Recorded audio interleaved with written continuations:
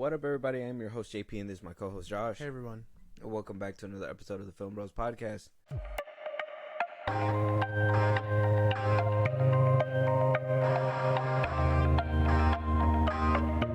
All right, Josh. Well, we got a lot of catching up to do. We got a lot of explaining to do, and some things that need to be explained is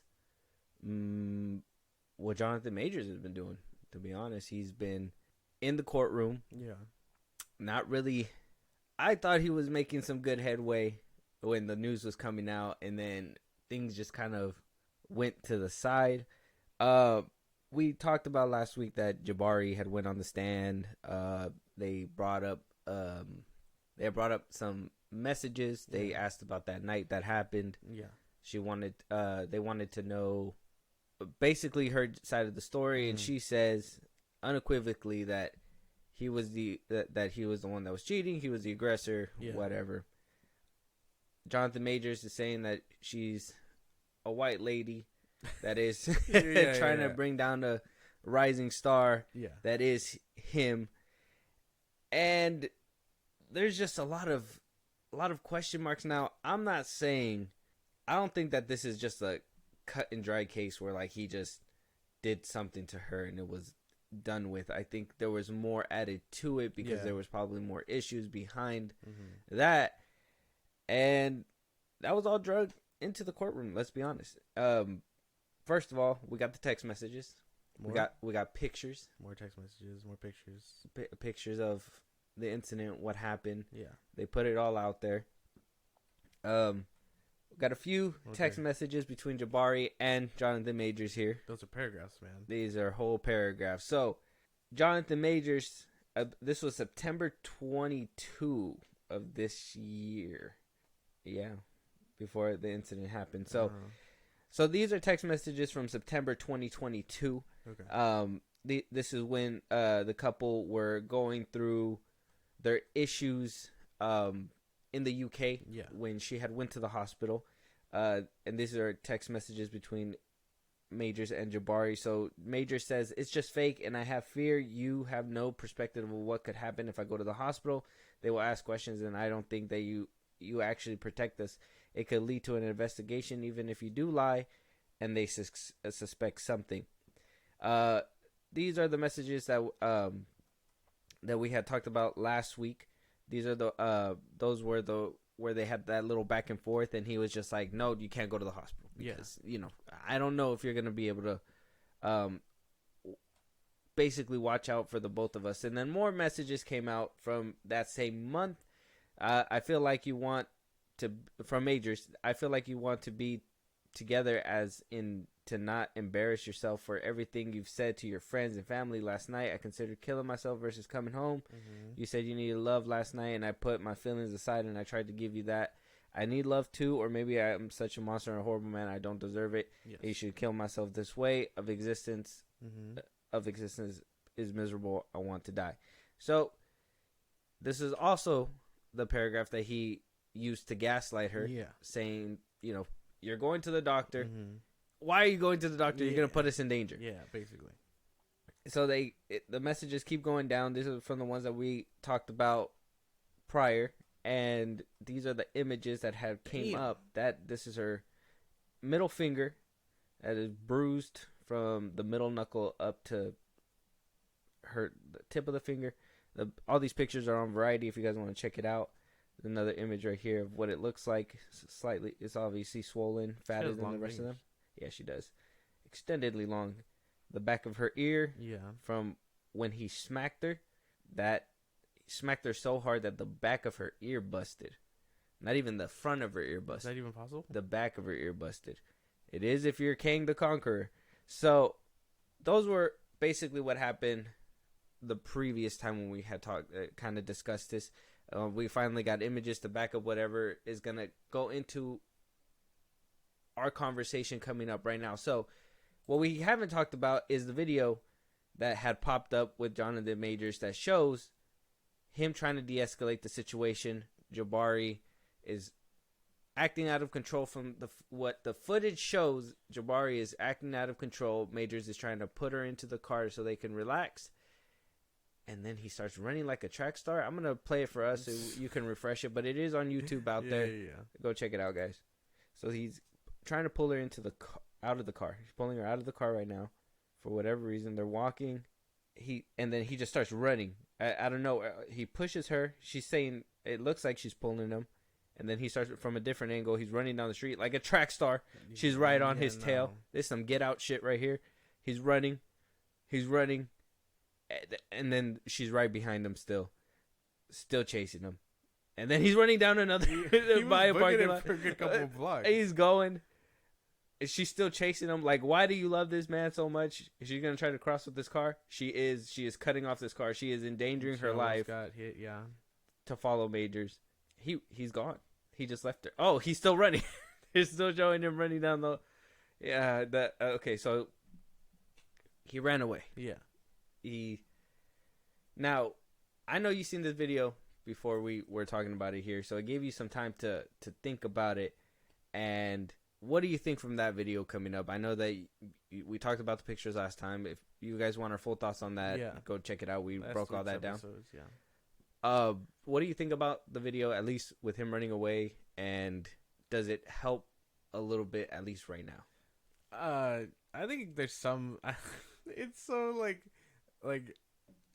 back and forth with the whole case, honestly, because it looks like he's guilty, and then something comes out like this where it's like maybe he's not so guilty. I'm sure it helps a little bit, but I guess that doesn't really equate to like the markings on her body and shit like that, and then like the text messages. So I mean, there's still a lot less going on, but we don't know what happened, why he was running, I guess.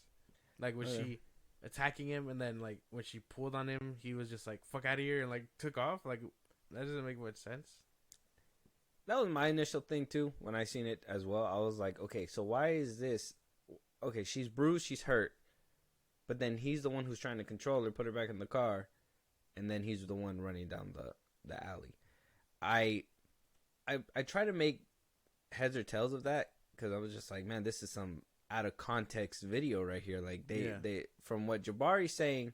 So in the video, so what allegedly happened and what the court documents are saying is that September 2022, this was all happening while they were in the UK filming the movie that they were or show that they were doing for Disney at the time. Yeah.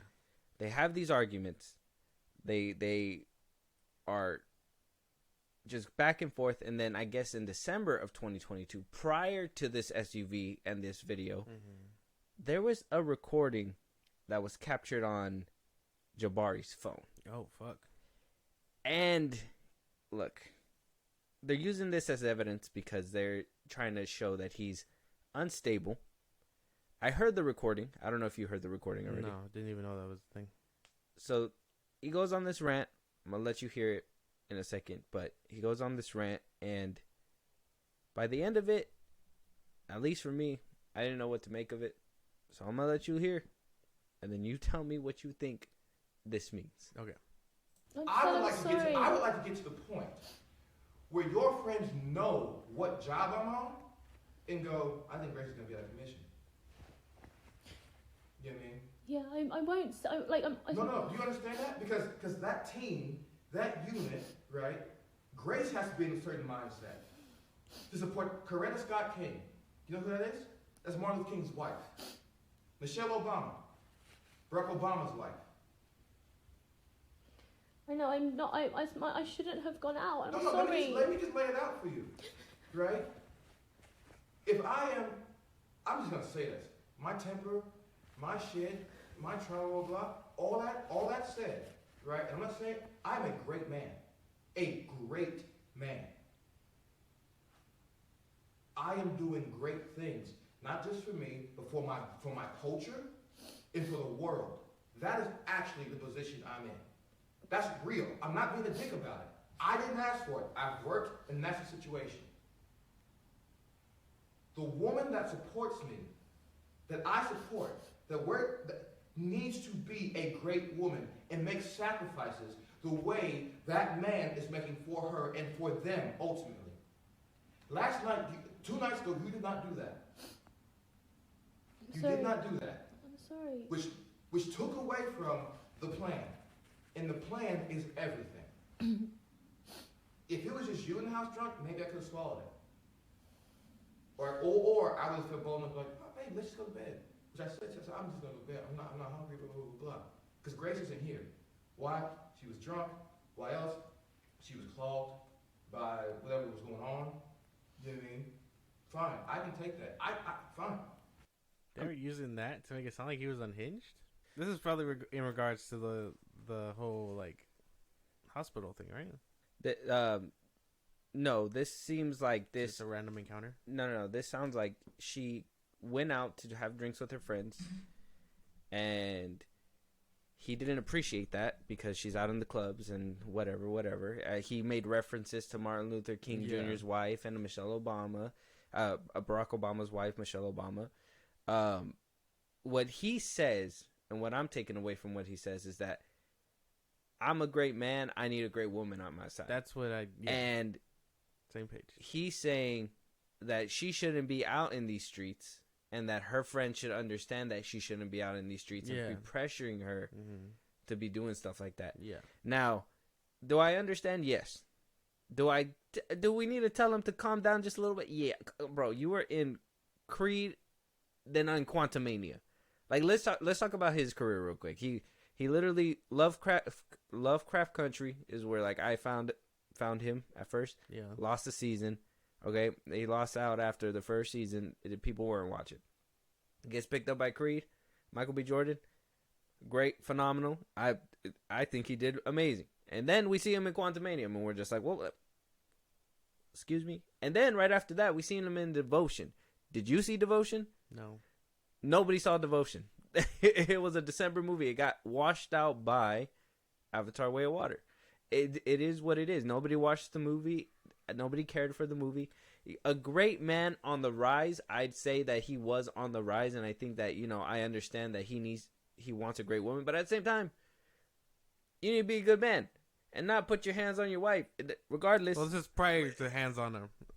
So, well, I don't know. That's what I thought too. That's what I was getting from most of that. Like when he mentioned all that, I was like, oh, he just wants someone, on his level, and I understand that. And like, I mean, at the time before he was dropped like a hot potato, I mean, he was everywhere, movie wise, obviously, but he was in magazines all over the place. No, he wasn't. Yeah, he was. He was in a couple, and then he did that one photo shoot where he was wearing all pink or whatever. Yeah, that was during the Creed and Quantumania era. But then he got into a bunch of stuff. But then he got cut off completely during Quantumania because that was around the time he got accused of all this. Well, that's why. But before all that, he was in all types of media and stuff. So he wasn't really. Yeah, he was. He was on a bunch of stuff. He was coming up, but he wasn't like crazy big. Well, yeah, but like you didn't even watch Lovecraft Country, and that was like when he was on his rise. At that point, he's been stunted already. Like it's not, you know what I mean? His growth has stopped. But I don't know. I get what he's saying, and I don't know if this is like usable against him. I'm sure they'll use it and be like, oh, he's not letting her be independent and be in the streets or some bullshit like that. But that's basically why she pulled it up. Now, I personally think that it is a ploy. Obviously, she knew she was recording, so anything that she could have possibly done, she could just say, well, I was scared. But you knew you were recording, so you know you were going to say anything. She was clearly plotting for this to showing up at some point. She used maybe a vulnerable night where he was having a few drinks, just chilling at home, while she was out and about, and then she comes home, and boom, he already lets off the hinges. To that I say, maybe he should control his temper, but he even addressed that in the audio, saying like, yeah, my temper, everything aside, whatever, like.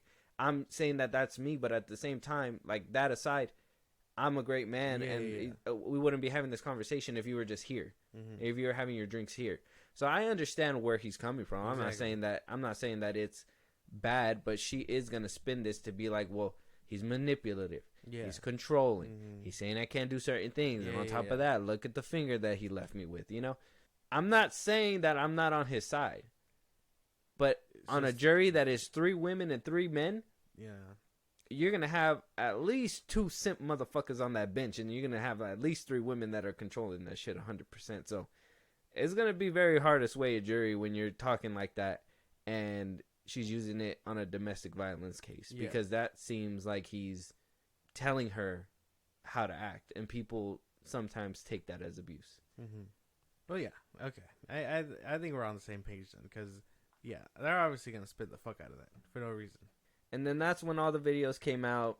Right after that, they get into that little skerfuffle in the SUV. They go on a little dash, and then the next morning they find her in bed. This is the video this is the body cam footage. Yeah. They didn't put out the whole video of the body cam footage, but I can't wait for that to hit YouTube. That's going to be an amazing day. But this is in the photos, at least you can see Majors here talking to the police and the paramedics, and then what looks like to be Jabari's in the bed right here, in their bedroom, and Majors is in his living room. Hey, he has cheetah print sofas. What is this? The fucking 80s? He deserves to go to jail. Take that man to jail, bro. Ain't no way. Leave that man in his cheetah print alone. Oh my god. So, by the end of everything, in a brutal testimony for about 2 weeks straight, everything is wrapping up. They were supposed to deliberate on Friday. Apparently on Friday there was tears coming down Major's face and his wife, or his girlfriend now, which is so funny to me that his girlfriend is sticking by his side in a domestic violence case, and you're just kind of like, well, hopefully he's not guilty, because he might do the same to you. But they were crying, they were upset, they were just, the trial's over, they're just hoping for the best at this point. Their Major's career, life, all that is in the jury's hands right now. Yeah. Hopefully we get an answer by Monday. We'll get a follow-up by then. Talk crazy about it. But, man, this one's going to be a tough one. Yeah. This is going to be a landslide for anyway. Yeah. Either way, actually. I don't know where it could go. There's a lot of things pointing toward him being guilty, but at the same time, I don't know. I think there's quite a bit of stuff to fight it. So it's all about, I guess, the jury and how they feel about it. He also had other people that went up there to talk on their own behalf. Exactly. The driver said but other victims too. The DA pulled up other victims. They didn't release anything on that, but because that's, completely separate to the case. They're just trying to support the case that, they had encounters with him. But they were just trying to pile on to make it seem like he's crazy. Oh my goodness. So, do I feel bad for this man? Yes. Yes, I feel bad for this. I feel bad because this seems like a manipulation tactic from Jabari as well. Yeah. Do I also think he should have kept this cool and played it right? Mm-hmm. Absolutely. Bro, first of all, and I'm sorry to say this, but you're dating a white woman. What do you think was going to happen, man? Oh what do you think was going to happen? You've seen Get Out. You've seen these movies. We knew, bro, he should have kept this cool. That's the only thing. Like, I can say that she's going over the top to prove that he's guilty. Yeah. But I'm saying also that he didn't do enough to make sure that he didn't put himself in that position anyways. Yeah. If she caught you cheating, man, you make money, bro. You are in movies. Let her take your phone. Be like, whatever, white woman. If you can't if you don't understand that I am a rising star, and I'm gonna be exploring my options because you're not staying in the car or staying in the house, and you're going out drinking and doing yip yap yada yada yada. If this was a conversation that he was already having with her, just let her take the phone. Yeah. And then if she beats on you, call the cops and be like, hey man, she's beating on me, and then get a restraining order. And then look, you would have been in the clear.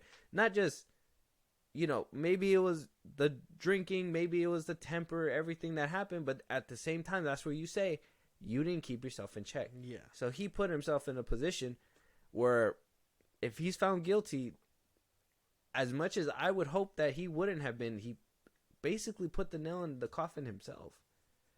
All he had to do was control himself. Yeah, that comes the whole temper thing and whatnot. I don't know, though. It's going to be interesting to hear that verdict, for sure. Because heads or tails, if I'm being for real. Yeah, he's still carrying his Bible. It says here that from Variety, he's still carrying the Bible. Jabari is unresponsive. She doesn't speak when she's on the floor.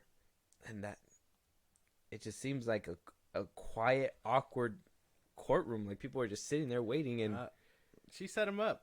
I don't know. I think I feel that. She probably set him up. I will say she set him up 100%. I think you're right. I think she did. She played her cards right. Yeah. He was playing chess while she was playing checkers. She knew exactly what she was going to do, and she set him up. Maybe at the time, because I mean, why would you have recorded that back in 2022? Exactly. And he didn't strike you until this late December. So it's like kind of says she was trying to build that case way before. I think she set him up heavy. There's no way that like you just out here recording shit unless you plan it to be revealed at some point down the line. At some point, or you're gonna say something or do something. There's, I don't know. I say it was a setup, and I think he walked right into her hands. Yeah, set off her little trap. There's no way. Yeah, because I mean, as much as I want to say, like, you know, everything else is fine, right? Obviously not the twisting the finger, obviously not slapping her in the ear. I mean, that is a giant black man, you know what I'm saying? Like hitting her like with a train, apparently. Barry was in the closet. Damn. Yeah, man. It's gonna be a tough day. It's gonna be a tough day to hear what happens, but probably by next week. I mean, Marvel's gonna recast, bro. I think that's ultimately the fine line. I think regardless of anything, even that audio with that mentality is just problematic. Problematic. That audio itself, problematic. I would not say to keep him on, only because if those are the things that he's saying, yeah, it was behind closed doors, but then she brought him into light. A lot of people are going to take offense to that. A lot of women and be like, "Oh, so she can't be a hoe, huh?" He thinks she can't be a hoe when she's next to you, huh, Majors? Basically, I don't know. To me, that didn't sound like too bad. It was just more of like him just fueling his own ego and talking to her about what she expects. But like I don't know, that whole conversation. Like, this is the weird thing about like probably being on trial, having all that shit come out. And I know that probably wouldn't have ever come out if she wasn't recording it and setting him up. But still, like, he was saying that to her in like private, you know. So like, imagine his surprise where he was just like, "Oh, that bitch recorded my shit." Like, well, you would. I mean, well, yeah, obviously, but I mean, all that's said and done. I mean, it's out in the air. Obviously, we know that it was a setup. We know that there's things that he could have done to have avoided all this. Right now, it's just up to the jury. Yeah. But could you see that audio being problematic for a company? For Disney, at least. Maybe, yeah. Maybe with Marvel's reputation, they can't just bury it away like they do. But, I mean, I'm sure it'll be fine.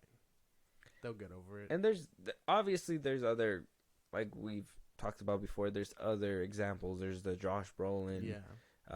Robert Downey Jr., if you will. I mean, that was drugs. That wasn't really domestic violence like Josh Brolin. But people get away with this all the time.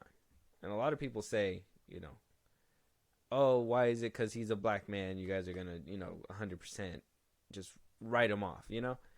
I'm telling you, man, it's just a pickle now. And Disney writing this long is good that they were waiting. But I don't know. This doesn't seem too good. I'm not saying that I wouldn't be down if they could figure out a way. Maybe there's ways to pay off people. Disney has a big wallet. Maybe they'll figure out a way to hush everything and, have Kang in there and Jonathan Majors come back. Fine.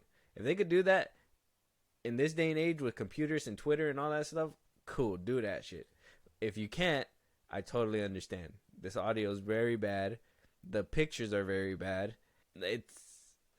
It'd be a hard out, man. It's a hard out for Disney. Yeah.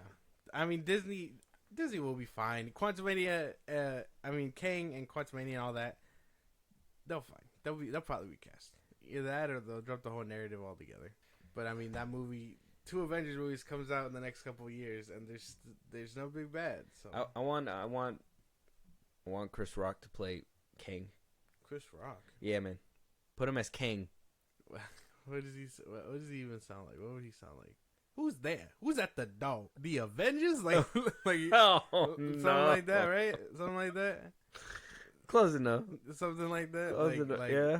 Like, it was a joke, Avengers, something like that. I don't know how he talks. My impression of Chris Rock isn't that good. What about Shaq? The Avengers. That was very cool. He's gonna dunk on. He's gonna dunk on Spider-Man. That'd be one scary ass dude, though. That'd be a funny moment. Oh, in one universe, you won the damn NBA Finals. Just cuts to him on the hoop. Yeah.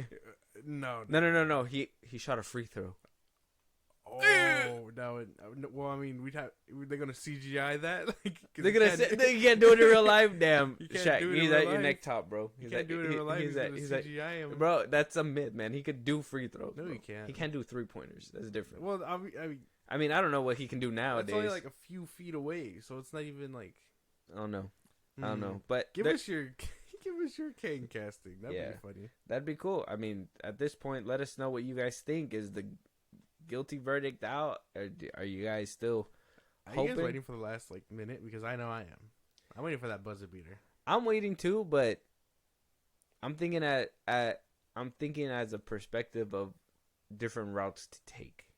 And if they find him to be not guilty, then most definitely Disney's in the out. Like, they can do whatever they want and bring him back, and it's fine. He's not guilty, right? Yeah. Worst case scenario. But if he's guilty, Worst case scenario, he goes to jail and they recast.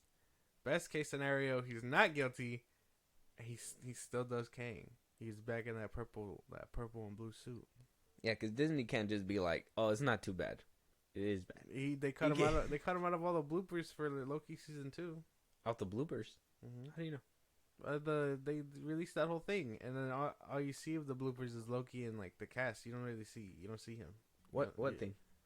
Like I see clips of it on like TikTok and stuff. I think they did release the the behind the scenes, assemble? the assemble or whatever the fuck. Yeah, Got you. but like I think you He has no hardly see him. bloopers? You hardly see him, or I don't know if you see him at all. You just see him in the background one time. We need to get commentary from Majors. Like no, It's bad. Stupid. It's bad out there. It's bad out there for Majors. We'll leave it here, and then when we get that verdict, we'll discuss options. Oh my goodness! If he's guilty, sayonara. Yeah, If he's not guilty, where will we see Kang next? exactly. You know, or if he's guilty, where will we see Kang next as a variant? Right? Basically. Right? In a universe where he's not played by Jonathan Majors. So sad. Not really for me. Like I said, I think he was a rising star, and hearing him talk like that with like the big headed ego, I don't know what it is, but to me that's just wrong. What, man? You're comparing yourself to Barack Obama, my boy. You're comparing yourself to Martin Luther King, my boy. He's doing stuff for the world, apparently. That's what He said for the culture. He said for the culture and for the world. Okay. So he was in quite a bit of stuff. Okay, so obviously Creed, Ant-Man. It still says here he's supposed to be in Avengers, the King Dynasty. That's funny. Lovecraft Country, Devotion. Yeah, The Harder They Fall. I still need to see that one. that one's cool. Yeah. Magazine Dreams. Is that his last movie? That's a 2023 movie. The Last Black Man in San Francisco. That one's on Netflix, I think. He was in White Boy Rick, The Five Bloods, Captive State, Hostiles, Jungle Land, Gully. So he was in quite a bit of stuff. Yeah, but when did he start getting up there? When did he started in what?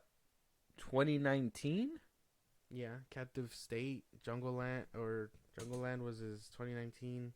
I Hate the Man in My Basement, 2017. He was in Do Not Disturb back in 2011. Yeah. We didn't know who he was then. When We Rise back in 2017, we didn't know who he was then. 2017, he was in Hostels. Don't know who he was. White Boy Rick, 2018. I don't think anybody's seen that movie. Out of the Blue, nobody's seen that one. The Last Black Man in San Francisco, that was in 2019.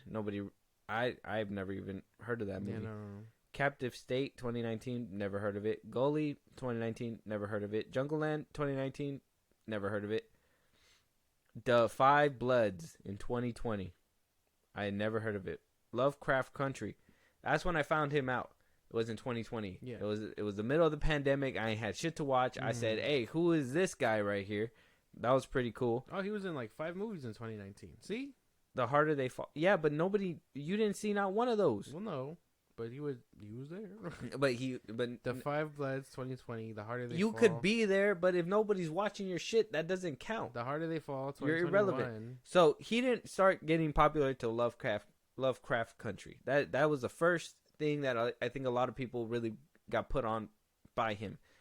And then The Harder They Fall. He was on Saturday Night Live one time. And then The Harder They Fall. If The Harder They Fall put a lot of people on him, except for you because you never watched it. I'm going to. Shut up. And then after that, Devotion came out, which nobody really cared for. Magazine Dreams, that was his. That wasn't a movie. That was his little doc thing, but they pushed that back. They didn't even release it. Yeah.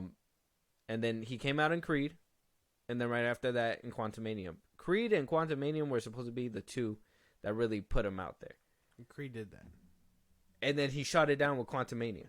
And then he shot it even farther with the whole domestic violence thing. I mean, with Quantumania, he was still the best part of that movie, so.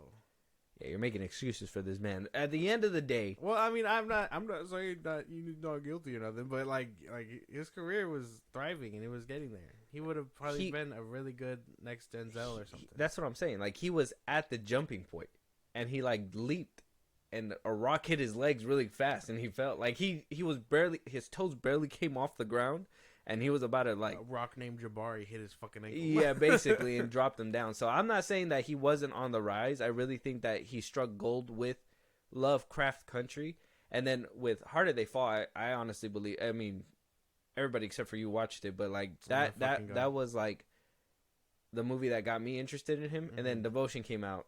I watched it. It wasn't.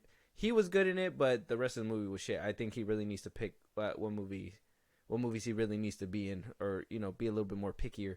And then Creed 3 happened, and then Quantumanium happened. So, I mean, I'm not saying he wasn't on the rise. It's just it wasn't that big. So I mean, for him to have that big of a skull when he was just coming up is like, well, that's kind of like, you can't have the same energy for him, but not for fucking, like, what's her name? Rachel Zegler. Or, Zachary Levi. You gave him a W in the last episode. I gave him a W for what he said against James Gunn. That's the only time he's ever earned a dub. And Rachel Zegler, I've only seen her in 2 things. Not even 2 things. 1 thing. And she was kind of in that movie. So she wasn't bad. What's her filmography? Shazam. Just Shazam, right? Let me find out. I think so. Rachel Zegler. Oh, West Side Story. That's where she broke out. Yeah. Okay. The Hunger Games and Shazam. See? No, she was in Y2K. I don't know what that is. Yeah, I don't know what that is. Yeah. She was supposed to be in Paddington in Peru. That's not happening anymore. She was in 3 movies. She's going to be in the 4th movie soon with Snow White. Mm-hmm. See? So I haven't even heard of that chick. Jonathan Majors was him. You really didn't even hear about him until Creed 3, to be honest. No? Yeah. Because if you didn't see him in anything else before, then Creed 3 is realistically the movie that you saw. No, it was Loki. I saw him in Loki first. That put me on. Oh, yeah. In 2021. And then Creed. And then Loki season 2. Yeah. And then Quantumania. Yeah. I'm going to watch the other stuff now. Just because I probably won't If you notice, you said it yourself. If you just notice what you just did there, he is not a big star because the only things you've seen him in was an MCU movie and in another established franchise that you've been invested in. Well, yeah. So you didn't go for him. You went for the established franchise that was already happening. No. Yeah. No. I saw Loki and he was a standout part. And then when I heard he was in Creed 3, I was like, yeah, I'm going to go see him. But you didn't watch it because of Majors. You watched it because of Loki. Well, yeah. And then it was a surprise that he showed up. But we knew he was going to be Kang. We just didn't know who was going to show up. That's not what I'm arguing, though. What I'm saying is that you didn't know this guy, nor did you care about him. And you're saying that he was on the come up, but he was struggling for all these years, even to the point, let's say 2021, because for you at least, because you didn't really see anything else besides something that was labeled MCU.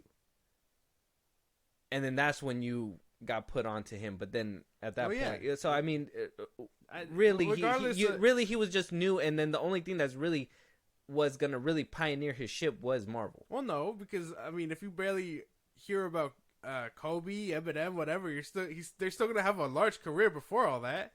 They're still gonna have a large career. You're just catching him in a certain thing. No, that's not fucking true. Yes, it We is. just talked about Rachel Zegler and how like she doesn't have anything right now. She doesn't. If She's somebody's not a as fan, big. if somebody's a fan though, look, she's not. She's only had 3 things, and she's made more noise. We've talked about her more on this It's 'cause podcast. she's problematic. And he's been radio silent because of the stuff. Okay, all that aside, but she's been, I would say, routinely doing like interviews and stuff like that or whatever. So a lot of people know who she is. Majors, and maybe that's not like fair. Let's say like somebody like Jake Gyllenhaal. Obviously, his filmography goes all the way back. Yes. But you caught him in a what was your first Jake Gyllenhaal movie? Nightcrawler or Softball. It was one of those two. Okay, so one of those, you caught him in the middle of his career. Mm-hmm. I seen him in Bubble Boy. That's how far back I went. So like I've seen him grow with his career, and I seen when his career jumped up and people were putting him in more movies. Same thing with The Rock. I seen when his career started coming up or whatever. The Tooth Fairy. He was barely coming up, and back then, let's just for argument's sake, back then it was a little bit harder for people because it wasn't franchise based. You didn't unless you were in a sequel or whatever. Blah blah blah. Yeah. Now, he went through those motions, and he was on TV, got canceled. He was on a Netflix movie that you may or may not have seen. Let's just be honest. And then another movie in the box office that people really didn't see. Yeah, got overshadowed by Avatar. And then you got these two. So I'm just saying, you kind of proved my point when you said that, Well, yeah, but no, it's not that. It's more of like I said, if you're catching someone as an established actor, that doesn't discredit everything up before. You're just catching their name right there. I'm not saying that That's what it sounds like. Regardless, you're just. I'm not discrediting it, but what is the movie that really puts him on a high rise? So I could have watched Jake Gyllenhaal from Bubble Boy, but what is the movie that put Jake Gyllenhaal on the map? Nightcrawler, Southpaw, Source Code. Some people had watched that one too.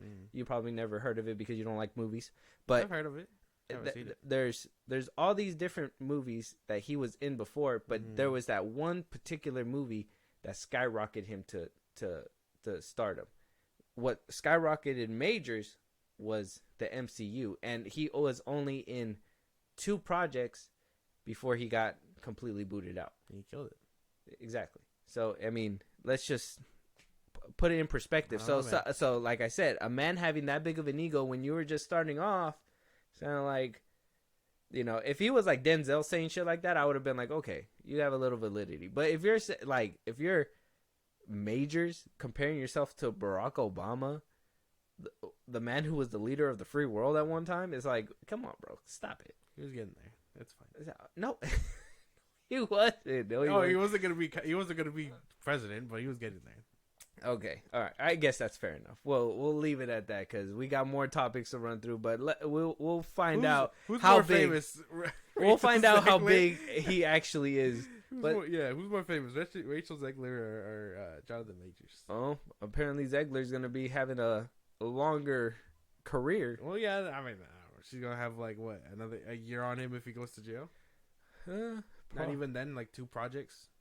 Well, she has Snow White, and then Hunger Games Part 2 is probably gonna get greenlit for sure. I thought that one did bad. No, that one's at $200 million. It only had like $100 million budget.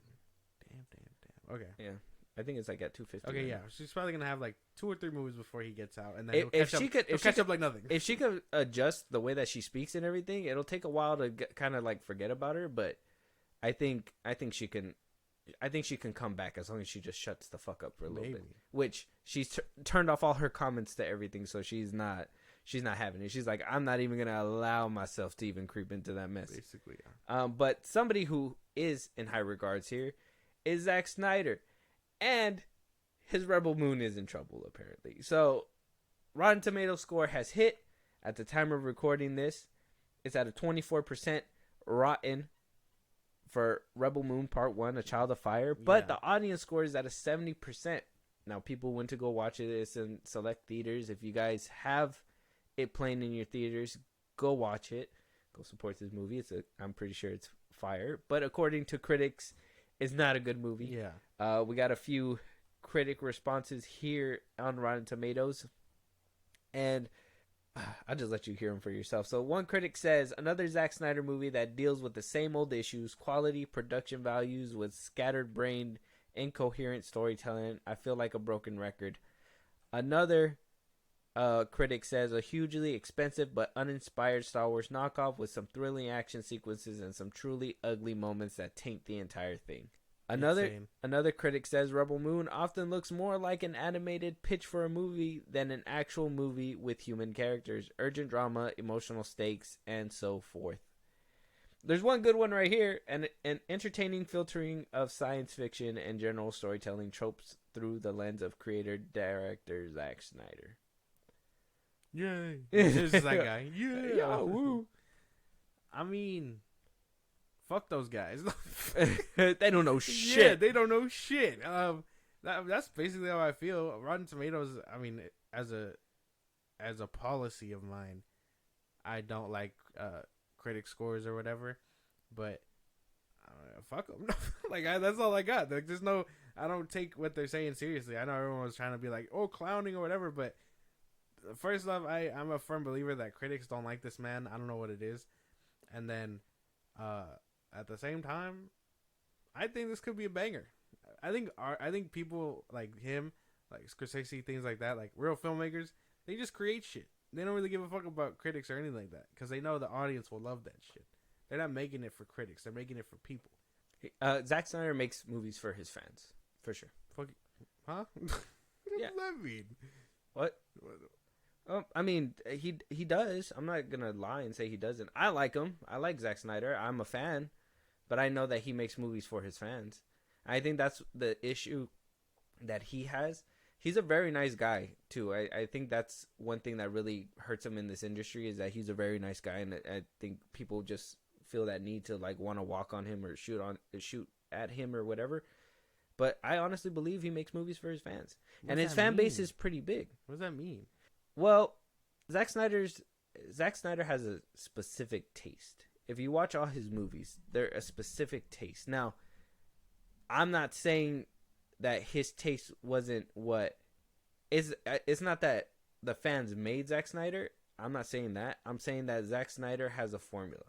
Zack Snyder has his own way of seeing things. Oh, yeah, that's every director. Exactly, right. But he doesn't really make movies that are for everybody.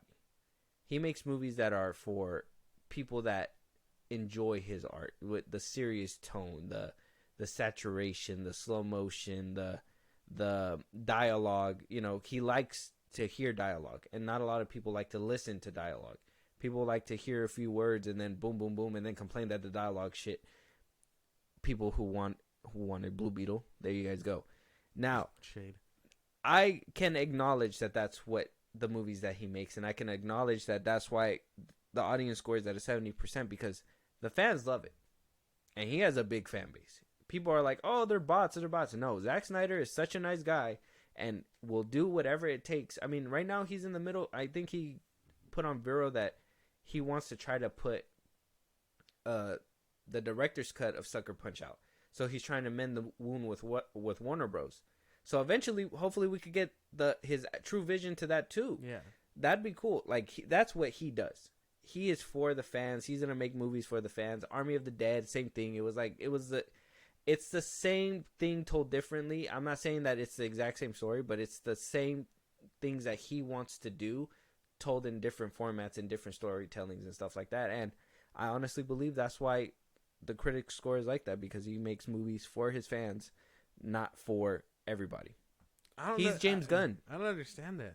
Yeah, I know you don't. I know you don't like to hear it, but he's basically what James Gunn does. No, because one's a visionary and the other one's no. Well, I'm not saying that. I'm not saying that that's not the truth. It's just, you know, somebody you can have the same mindset but not execute it well. Like Zack Snyder could be reaching for greatness, and then, you know, James Gunn wants to do the same thing, reach for greatness, but he sees, you know, this pile of clown dumb shit over here, and he's like, yeah, this is how I'm gonna reach greatness.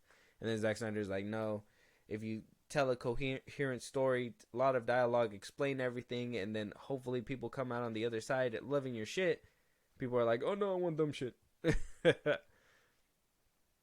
don't know. I don't know if I get that. I don't think so. You don't think that he just makes movies for his fans? Well, no. You don't see a distinct way that he tells the stories? Well, yeah, but like, so that's every director. Like Kubrick has his own thing, Cameron has his own thing, so on and so forth. Mm-hmm. And like, obviously, his fans are gonna eat whatever he puts out. That's every fan base with every artist ever. You know what I mean? Mm-hmm. Like Taylor Swift puts out music, the Swifties eat that shit up. It could be hot garbage. They're still gonna be like, that's, you know, this is a gourmet meal for me. Like, you know, like, but I don't understand I don't understand that. M. Night Shyamalan, he has this distinct taste. Yeah, he does the twist. mm-hmm. I mean, people come to love that, and only people that are his fans are gonna love that. Now, once in a while, he'll knock it out of the park with like Split or whatever, where, you know, it appeals to everybody. But if you're taking a gamble with that if you're not trying to shoot for everybody. James Cameron, he's an older cat in Hollywood. He knows that in order for you to get the most range, you need to appeal to everybody. So what does he put in his movies? Romance, action. He puts children too at times to make sure that, you know, all audiences can relate to these characters within this movie. Christopher Nolan, he puts his business first too when he makes movies. He made a DC movie, but then also he made sure that there was the action, there was the dialogue, that everything was there. It wasn't desaturated. It was dark, gritty. It was a new take. People have a distinct way, but certain directors know that there's a variety. And I'm not saying Zack Snyder doesn't know that, but what I'm saying is that he knows that he has a fan base that is gonna ride for him, so he doesn't necessarily need to go out of his way. James Gunn, his fan base is from Marvel, and I think his fan base is from like now DC fans, whatever the fuck. But Zack Snyder, if we're just speaking about him, he has a distinct style and he has a distinct way he wants to say stories, and I think that's why a lot of his movies don't. I mean, if you notice too, why does he always need a fucking director's cut? Think about it. Why does he always need a director's cut?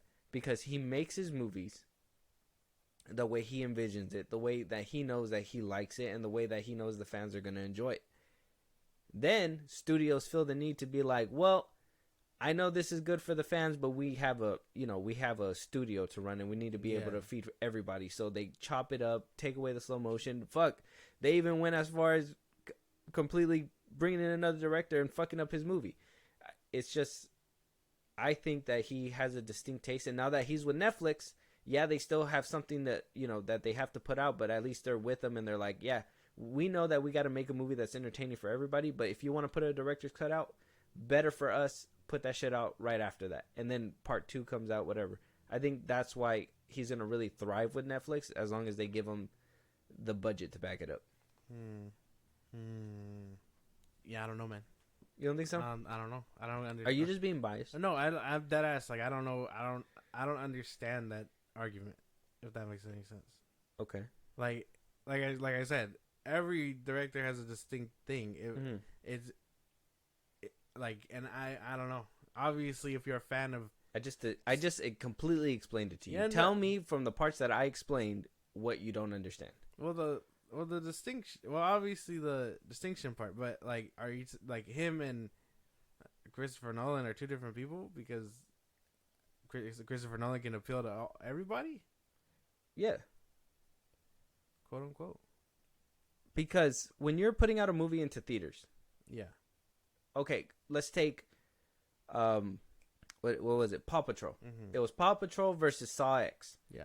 You obviously have a limited amount of reach with audiences because you're putting out blood and gore with Saw X. Paw Patrol wound up making a little bit more money because it appeals to all. You have parents, you have children, you have, instead of getting 1 ticket or 2 tickets for a date night, you're getting 4 tickets for a family, or 6 or 7 or 8. So you're making money off all this. Now, if you want to go a little bit more in the middle, MCU makes movies for teenagers, adults, children, kids even. Yeah. They don't do that much crazy stuff. They make sure to keep it as PG as possible. That's to make sure that everybody's able to come in and watch it and, get as much money for their dollar. Then you have Zack Snyder movies, the ones that he likes to put out because he likes his movies and he likes to make sure that they're made with his eye and for his fans. Yeah. He doesn't worry about all the extras because guess what? I'm the filmmaker. I love film. You're the business people. You do business. And so they watch the movies and they're like, well, business-wise, this movie doesn't work out for us. We got to put a little bit of something that's going to bring more appeal for certain people, and they're going to want to come and watch it. That's what I basically mean. If you're going to want more variety and more money from a business perspective, you need to put things in there that's going to appeal to everybody. Instead of making a movie R, can we pass for PG-13 and do the same thing? Okay. You know what I'm saying? Okay, yeah. Now that makes you're making sense to me. Yeah. Okay. See, because I get you now.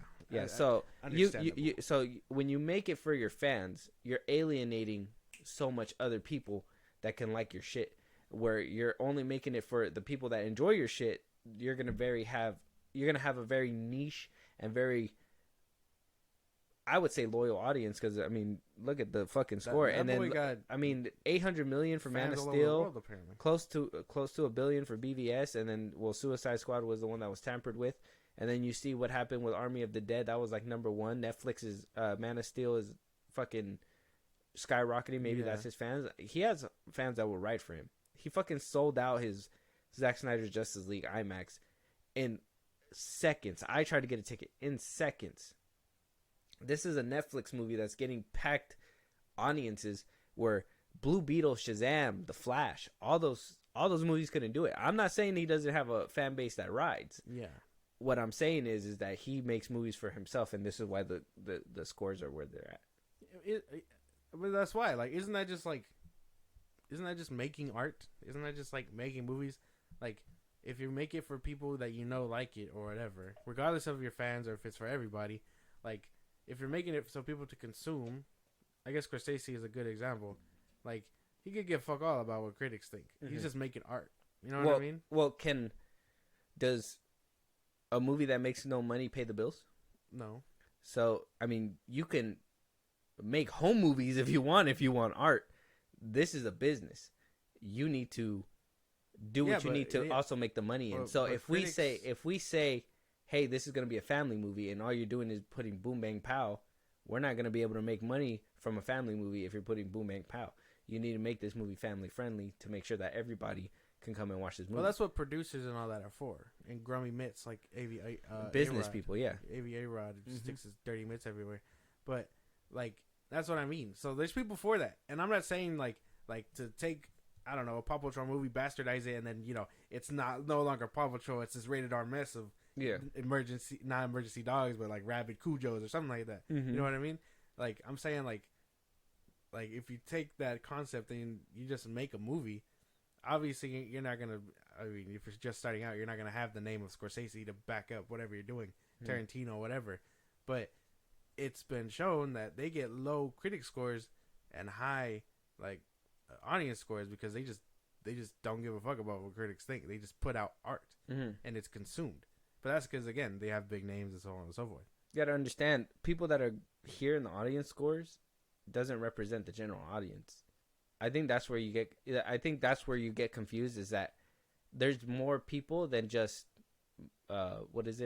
fucking film shit on Twitter and whatever they do on the internet and stuff like that. You have general audiences that don't even use the internet. You have people that just go in to want to watch movies. Mm-hmm. So if there's a dude that doesn't know anything about Zack Snyder besides the fact that he's the director or whatever, and then they see, I don't know, Sofia Boutella that's in there, and they're like, I know who she is. I seen her in The Mummy. I fucking loved her in The Mummy. Yeah. Said no one ever. I loved her in The Mummy. I'm gonna go watch this. And then he's just like, whoa, I like her in this movie, but what's up with all this slow motion? And why is there no color? Like, the last movie I seen her in, there was like a bunch of color and it looked nice and whatever, blah blah blah. That's basically what you're gonna get. Same thing with Avatar. James Cameron, he knows that people like bright, beautiful things. He knows that movies are entertainment. That's awe and ooze and blah blah blah blah. Yeah. So if you put things out there that are gonna really pop out to you and appeal, that's what I mean by like it's not what is it called? It's not show friends, it's show business. You know what I mean? Like you can't just be like, oh yeah, this isn't gonna make. That's why Man of Steel and everything that happened with DC because they thought his vision wasn't gonna take them far. They thought his vision was gonna just keep to his audience themselves, not realizing that general audiences were in the mix with that. They were just like, no, this is just a niche, loud, vocal, cult on the internet that just keeps talking while general audiences really don't love this. Yeah. But then you see the DC movies today and you realize general audiences do love that shit. Mm-hmm. They love dark and gritty stuff, at least from DC. I don't think it works with every medium, but DC proved to be good with dark and gritty when they came out with The Dark Knight and whatever. Yeah. Zack Snyder makes movies for people like him, and that's fine. I don't have an issue with that. I enjoy his stuff. If I hated his stuff, then I would understand what half these fucking losers on Twitter say that. I fucking hated this movie. Fucking pays to watch the movie, walks out midway. Oh, I hated this movie. What the? How fucking dumb are you that you can't sit through a whole movie? You leave it midway and then go on Twitter to be like, this movie fucking sucked. What did I tell you? What do I always tell you? You gotta watch a movie before you make an opinion. If you don't watch that movie all the way through to its resolution, you're missing a lot of things that come with that movie. If you honestly think it's trash in the middle of the movie, then fuck, dude, you shouldn't have even been in that premiere in the first place. That's funny. Yeah, okay, I get what you're saying though. Yeah, but either way, I think critics, Rotten Tomatoes is tripping for this, as usual. IGN gave it a 4. They did, and they gave Love and Thunder a 7. So I'm just saying, I think there's a bias. There's probably a little. I don't think it's biases though. That's the thing. I think a lot of people like to point to biases, and I know film Twitter and the Zack Snyder writers. I know that they like to say those things too. I don't think it's biases though. It's clear business, and business with Zack Snyder though. It's nice. It has to. They need to prove themselves to be lucrative. It's not like James Cameron where, he puts out T2 and people are like, well, what the fuck? And then he puts out a movie like Avatar and people are like, well, what the hell? Who knew that this dude that made a robot movie a second ago can do something like this, Where if you get the one trick pony, it's like, it is what it is. You're going to have people that are going to come watch it, but you're not going to have, you're going to be one of the greats in certain people's eyes, not in everybody's eyes. That makes sense. So I don't think that it's biases. Mm-hmm. I know a lot of people on the internet too. They're like, oh yeah, this. I think I seen one where they were like, I think it was, what was it? It was on Twitter. I think it was Culture Crave on Twitter, and they gave it a bad review. I think they gave it like a 4 or something. Mm-hmm. And this dude reposted it and was like, I remember when. Oh yeah, I know. Yeah, he said, I remember when the account owner of this page went to go watch BVS, found out that his girl was cheating, and she left midway and went to go watch Justice League with somebody else. And I was just like, how do you know this? How do you know this? And why would you put this out there like that? Knowing, like, if whatever he said was, like, stupid, you going out of your way to kind of drag this man is even dumber for you. And using something, like, such a far-out scenario. I saw that, yeah. That shit was insane. But I can't wait to see this. It's going to be coming out pretty soon. The 21st. The 21st. It's coming out on the 21st. Unfortunately, there's no showings here where we're at. I was looking to see if we can watch it in IMAX, but there's nothing here, and that sucks. So we're going to have to wait for Netflix. If there's any reason to keep your Netflix account, it's probably to watch this movie, to be honest. Oh, and then part 2 in June or whatever. Yeah.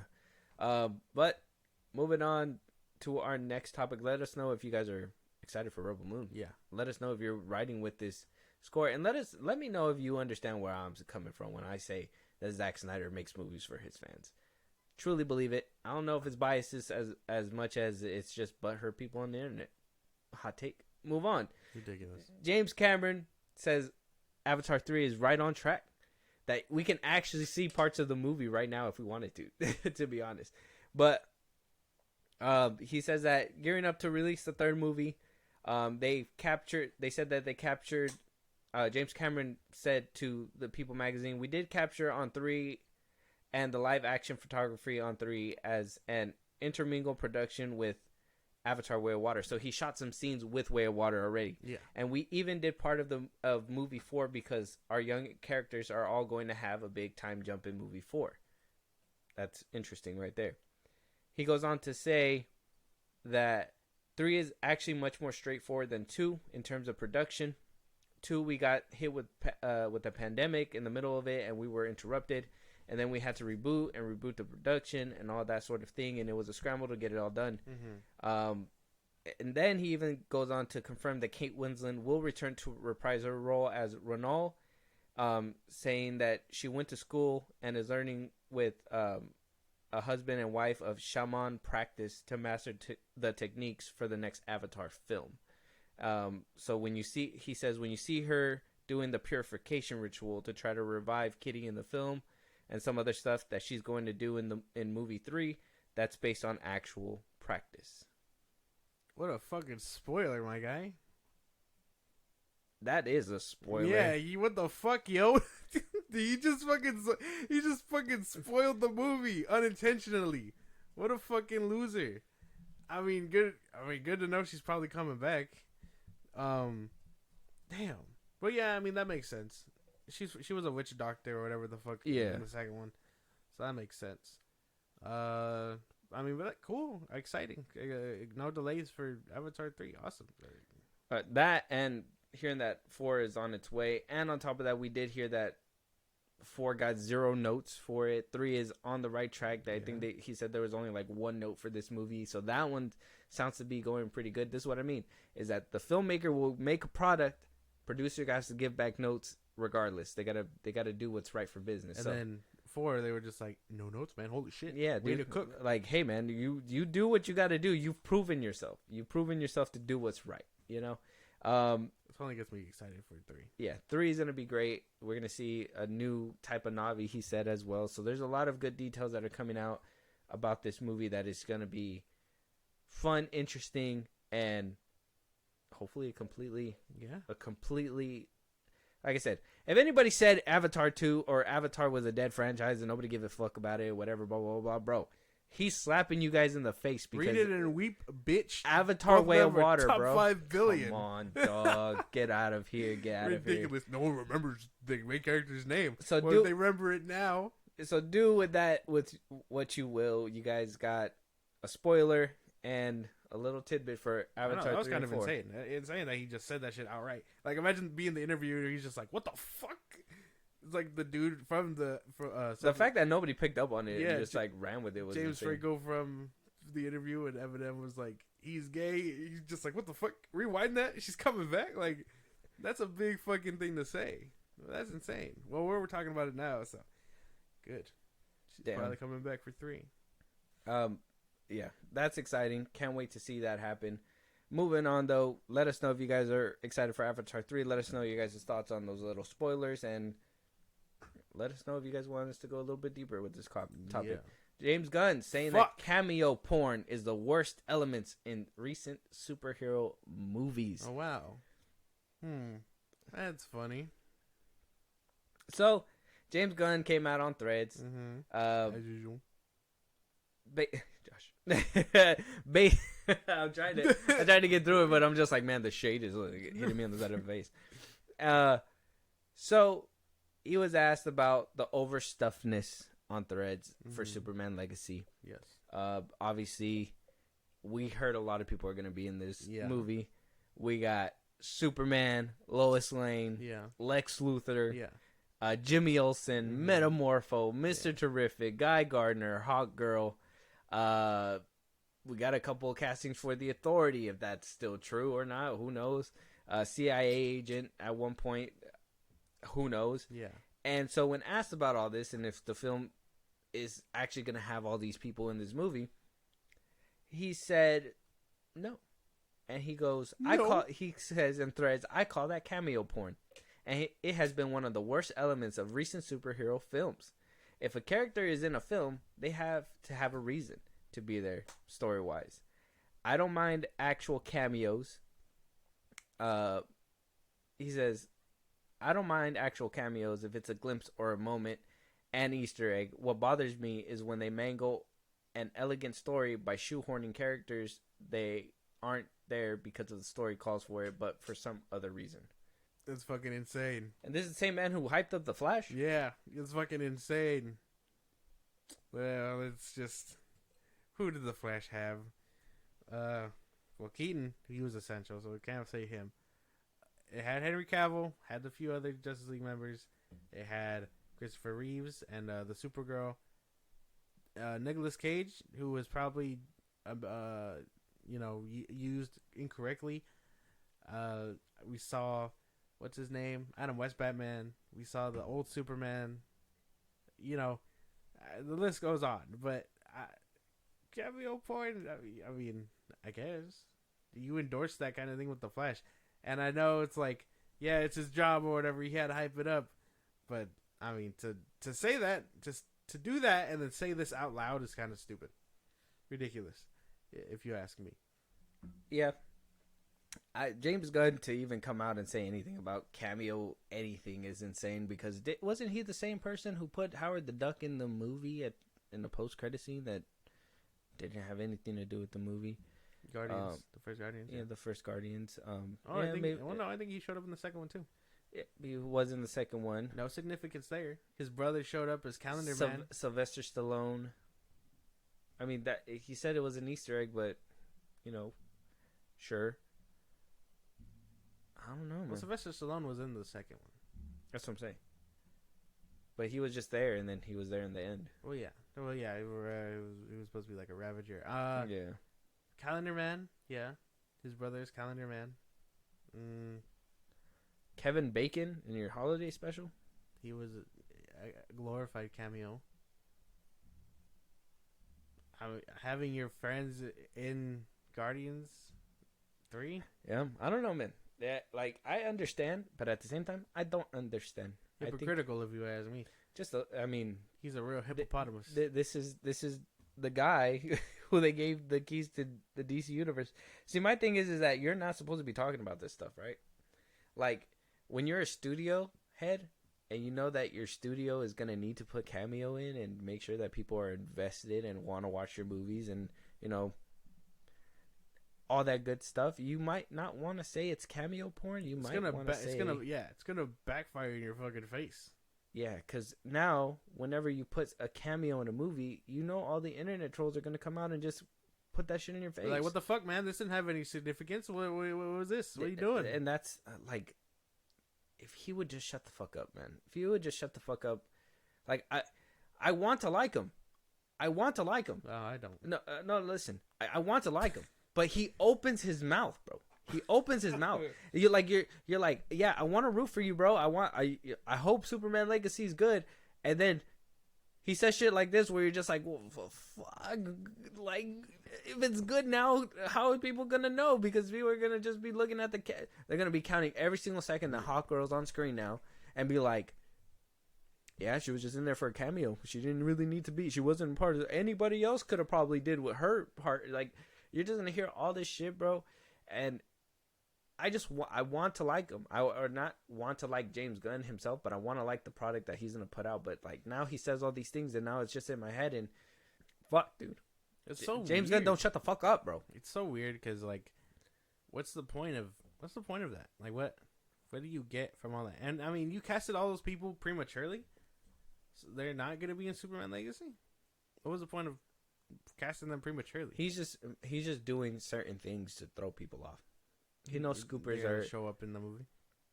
That has to be one of the worst things too, is being in a studio, knowing that somebody in your midst is like a traitor and like leaking shit. Yeah, and that's what I was telling you last time. Yeah, that has to suck. But at the same time, it's like good on you because fuck this guy. The thing is that he's giving out misinformation because he knows there's a mole, and I understand that. Maybe that's why he also did the whole Palm Clementif or whatever. Yeah. He debunked that on Threads too, saying that that's not true. Mm-hmm. But I'm sure that he's just planting seeds, sowing the seeds, so he can figure out who's doing it and cut him out, and then bring him to my office. Put him on his knees. Stick his hands out. Oh my God. Give him my samurai sword. Oh my God. I'm chopping him off. Like, it's done. It's done. He just goes all fucking samurai at the studio. Mm-hmm. And then he licks the blade when he's done. What's wrong with you? Maybe that could be something. James Gunn, crime boss, like. I don't know. I think this guy needs to just be done with everything he's doing. I've said it before. I'll say it again. Stop just talking. stop talking. Let me root for you, man. Let me help you out, bro. But like, you keep talking, man. It's kind of hard for me to root for you when you're over here just saying a bunch of nonsense and thinking that it's okay, because it's not okay. And Cameo Porn, though he's right. That's not the way you gain confidence within a community that doesn't think that you can keep it in your pants in the first place. Like, why are you why call it Cameo Porn? Why not just be like, I see that as an over excessive use of cameos. I know that studios put in there, but me as a studio head, I'm gonna make sure that if we have a cameo, that it's gonna work for the purpose of the story, and not just be like, "Ooh, look at that." Yeah, Professionalism. His word choice is insane. Yeah, professionalism, and maybe this is what he wants to do. Maybe he wants to, get a rise out of people, get the conversation going, get what we're doing here out there. Ridiculous. But it's the wrong kind of publicity. He could have gotten the same point out by saying it in a nice way, and you could have probably been like, well, he's still a dickhead. And I could have been like, well, at least he said it in the nicest way possible. Yeah, but now he's just an ass. Now he's just a double dickhead. He's a double D. That's funny. Yeah, very good. But yeah, basically, I don't know how anyone can root for this man. It's ridiculous. We'll see if he keeps his mouth shut in the next coming year. We're rounding that bout. It's almost 2024, and hopefully he makes a resolution to stay off the internet until Superman Legacy premieres. He's not gonna be off the internet for a whole year and a half. My boy gonna be fiending? Is that what you're saying? Well, no, but I'm sure he'll say some more dumb shit. I'm just saying that if you were to bet him, he'd fold immediately. Damn. Fucking Gunn. Anyways, let us know what you guys think out there. Cameo Porn. Do you even trust what this man says? After endorsing The Flash? He hyped up The Flash. He not doing anything for Aquaman. Just Shazam, he didn't give a fuck about either. Yeah. Zachary Levi came out and talked this shit. Let us know out there what you guys think. But moving on to our last couple segments, we got trailers. We got Kung Fu Panda. Kung Fu Panda. Kung Fu Panda. Cinema. 4. Yeah, cinema. I have no words. I kind of just want to jump into this. I think this is exciting. This is... No words. Jack Black's returning. Apparently the Furious 5 is coming back. Angelina Jolie, Jackie Chan. Fucking Seth Rogen's going to be there. Awkwafina, I heard that she's going to be in this film as well. So let's see if we can spot her out. Oh, well, I mean, that won't be hard. But All right, let's get into it. It is time to take the next step on your journey. I'm not going to be the Dragon Warrior anymore? You will advance to spiritual leader of the Valley of Peace. Inner peace. Inner peace. Keep your surf off my turf! Dinner, please. Dinner with peas in a sesame soy glaze. This is not working at all. Oh my god. That was crazy. Looks funny. Yeah. Universal's been killing it in the animation game. I don't even care. Like that, the animation looks clean. I still remember like the first Kung Fu Panda. This just looks like they completely just upped it at 10. Kung Fu Panda 4, bro. That shit looks clean. I didn't hear Awkwafina. Where is she? The little fox? She was a fox. You could barely. She wasn't as raspy as she usually is. Yeah. She got it under control or something. But yeah, no, that was her. And then Tai Lung. I'm excited for Tai Lung. Tai Lung, hands down, one of the best. Ian McShane is coming back. Hell yeah. He better deliver another fucking performance. I've been seeing his clips on TikTok everywhere where he's like going in on Shifu, and I'm like, that's kind of like, damn, I don't remember him cooking that hard, but he cooks, and so hopefully. My boy was talking shit and backing it up, bro. That was insane. The shit he was talking to Poe, man, he was just like, and Poe didn't even care. He was just like, man, you just be mean, but I'm gonna whoop your ass anyways. But yeah, no, looks good. Looks so good. Solid. Yeah. Must watch. Yes, for sure. Next year, 2024. When does it come out? March 8th. March 8th. Very good. Go check out the trailer. It's on YouTube right now. Last trailer of the day, though. Got an A24 movie. It's called Civil War. Kristen Dunst is going to be in there. Jesse Plemons, he will also be in there. You heard that The Rock's going to A24? I did hear that. A24 is becoming mainstream, bro. He's gonna play a MMA fighter in a serious role. Apparently, Yeah. Can he act? We'll have to wait and see. Can Yeah. Kristen Dunst act? We'll have to wait and see. Civil War, A24. Let's get it.